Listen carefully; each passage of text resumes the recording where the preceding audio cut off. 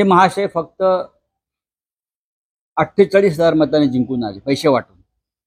त्याचे video clips आहेत. हे कशा प्रकारे ह्यांचे लोक पैसे वाटत होते घराघरात. आपल्याकडे मुंबईला पेपरची लाईन टाकतात ना, ते दुधाची लाईन टाकतात ना, तसे पैशाची पाकिटं घरामध्ये पेपरच्या लाईन सारखे कसे टाकत होते.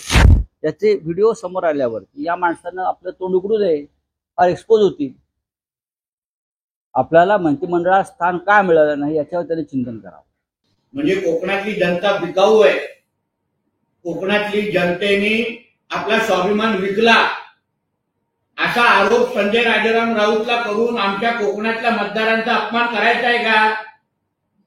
कधीही सरकारकडे आम्ही कर्जमाफी आमच्या इकडची जनता मागत नाही. घेतलेलं कर्ज नेहमी वेळेत जिल्हा बँकेला भरणार. 0% एनपी आमच्या इकडच्या जिल्हा बँकेचा आहे. अशा जनतेवर सौदेबाजीचा आरोप करणारे हे कपाळ करांटे यांना परत कोकणामध्ये पाऊल ठेवून द्यायचं आहे का? हे आता जनतेने विचार करून निर्णय घ्यावा लागेल.